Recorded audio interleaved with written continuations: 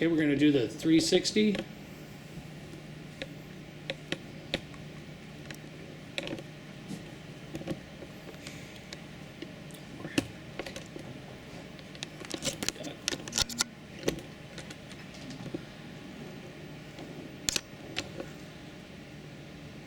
And 4, 3, 2, 1, begin.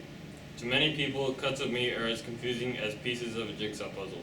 Like a puzzle, the shapes and sizes of meat begin to make sense when they are seen in relation to the whole. My name is Drake Repschlager, to my left is Caleb Hazenkamp, and to my right is Ty Kaup. We represent the West Point FFA chapter. Our demonstration today will focus on pork wholesale cuts, identifying the location of retail cuts, and pork quality factors. Here we have a half-weight pork carcass. This half weighs 90 pounds and comes from a 250-pound market hog. Carcass composition is usually determined by a combination of back fat and muscling measures. Most common back fat measures are commonly taken from the first rib, the 10th rib, the last rib, and the last lumbar vertebrae. Now we'll identify some of the most important sites in the pork carcass.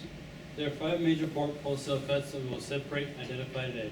First is the ham, which is 25% of the carcass weight. The loin and pork, which is 23% of the carcass weight. The picnic and Boston shoulders are each 11% of the carcass weight, and the side is 14% of the carcass weight. Now we will demonstrate how to separate a pork carcass into wholesale cuts.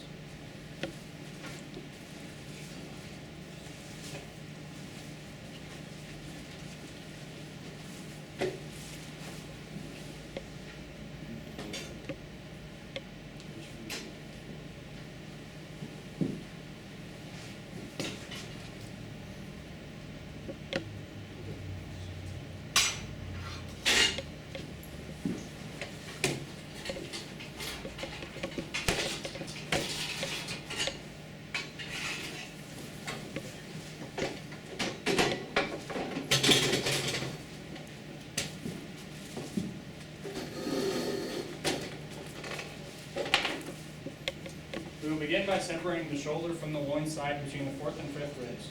Drake is finding the 4th and 5th ribs and cutting between them with the saw.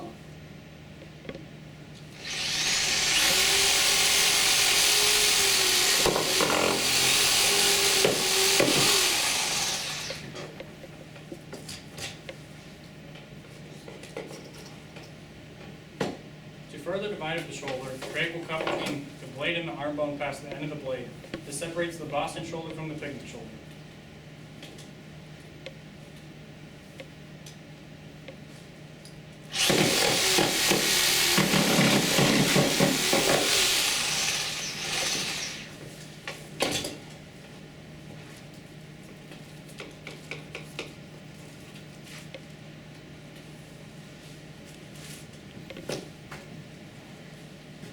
Drake will also cut off the foreshank. This piece is often placed in trim for sausage.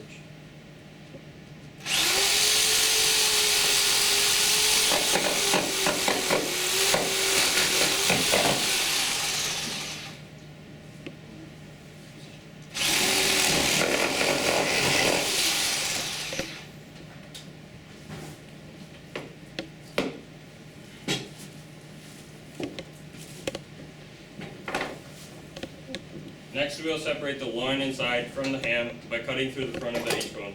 Caleb has located the H-bone, which is where the pelvis was split, and will cut perpendicular to the shank 1.5 inches in front of the H-bone.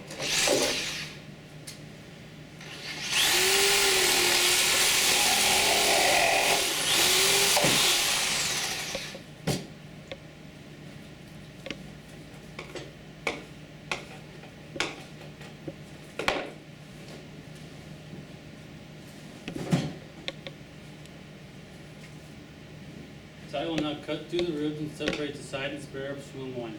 This is done from the loin end, cutting through the side until you hit the last rib. Then using the saw, Ty cuts through the ribs to the blade end, where he will use a knife again to complete the separation.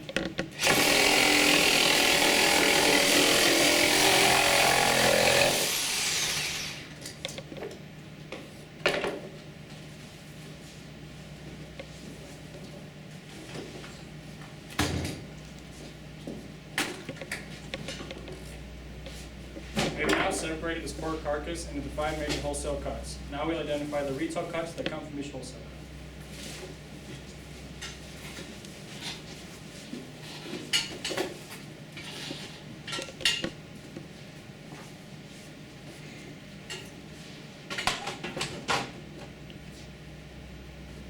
starting with the Boston shoulder. The Boston shoulder is easily identified by the presence of scapula or blade bone. The two most common cuts in this area are the blade Boston roast and the pork blade steak. Moving to the picnic shoulder, one can easily identify it by the humerus or arm bone. The two most common cuts from the picnic shoulder include the pork shoulder arm roast and the pork arm steak. There are only two steaks in pork, both from the shoulder.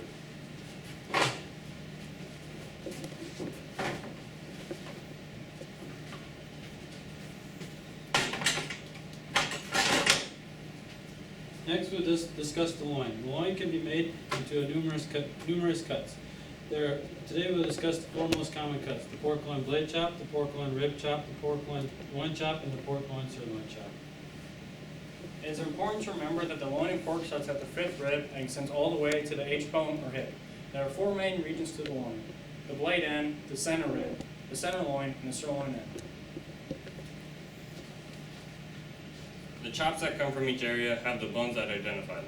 The pork loin blade chop has a blade bone, and the pork loin rib chop has a rib bone. The pork loin chop has just part of the lumbar vertebrae, while the sirloin chop has part of the hip in it. There are a great number of boneless cuts now available from the loin.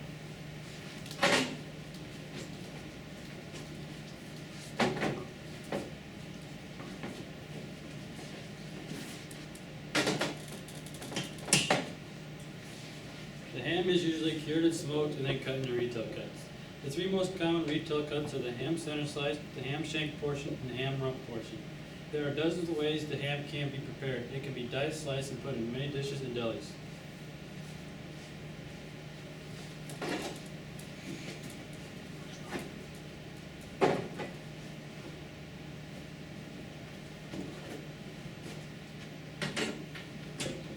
The last wholesale cut is a side. It is also cured and smoked and sold most commonly as sliced bacon. It is also found popularity in fast food restaurants on burgers, chicken sandwiches, and salads. We have now identified the retail cuts that come from each wholesale cut. Now identify pork quality factors.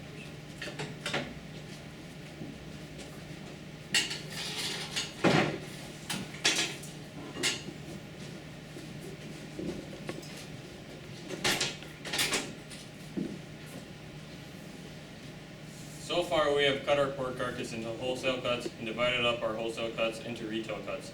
Now we'll discuss pork quality. Pork quality is not determined like beef or lamb quality. For example, there are no quality grades in pork, only acceptable and unacceptable. Pork quality has become an industry issue because of consistent low quality in many pork cuts. This is caused by three factors: feeding, genetics, and handling on both animal and carcass. It is up to the consumer to recognize pork quality factors and be able to recognize higher quality pork cuts. There are three general acronyms to describe pork color, texture, and exudation. Desired acronym, RFN, stands for reddish pink, firm, and non-exudative. These qualities are the ideal in color, firmness, and water holding capacity. The next acronym is PSE, which stands for pale, soft, and exudative. A PSE cut of pork will have pale, soft muscle tissue that weeps or excretes water. These cuts often cook very dry and have excessive cooking loss. The final acronym is DFD, which stands for dark, firm, and dry. DFD cuts have a firm, sticky surface and will hold a lot of water. Although DFD cuts will cook some on RFN, the problem is consumer appeal. People won't buy them simply because they are not as appealing. Pork quality factors also include a color score and a marbling score. A color score, if one, is extremely pale. These cuts tend to be watery, have little marbling, and will become dry when cooked. The most desirable color of pork is 3 or 4. A color score of 5 or 6 will be too dark and will lack consumer appeal. Marbling scores range from 1 to 10. Today we brought 3 different examples of different marbling scores. A score of 1 is extremely low on fat, while the 10 is very high to the point that consumers think it's fat. Today we've shown you the wholesale cuts of pork, the retail cuts of pork, and pork quality factors. We received our information from the National Pork Producers website, the Pork Checkoff, and our ag instructor. Thank you. Time, and that is fantastic. Here's the panoramic view of the end.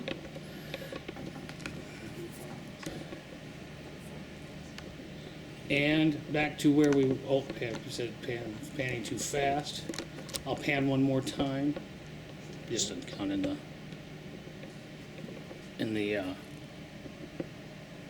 I just want to make sure you're doing everything. And that is it.